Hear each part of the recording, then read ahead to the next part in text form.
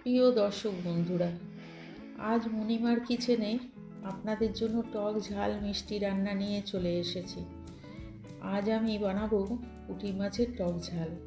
খাবার শেষে একটু টক খেতে সকলেই ভালোবাসে, আর সেটা যদি মাছের টক হয় তাহলে তার কথাই নেই।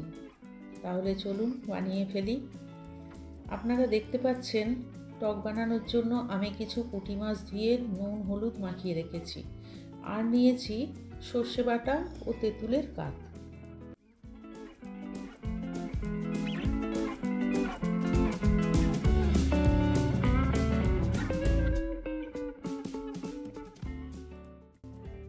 ওভেনে কড়া চাপিয়ে তাতে সর্ষের তেল দিয়ে, তেল গরম হলে তাতে মাছগুলো দিয়ে ভেজে তুলে নেব।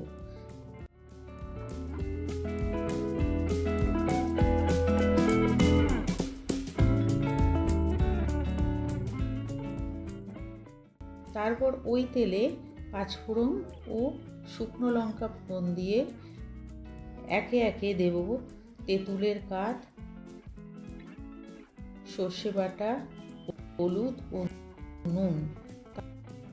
তারপর নেড়ে ছেড়ে নিয়ে দেব পরিমাণ মতো মিষ্টি। এবার একটু জল দিয়ে দেব। এবার ভাজা মাছগুলো ওর মধ্যে দিয়ে ফুটতে দেব।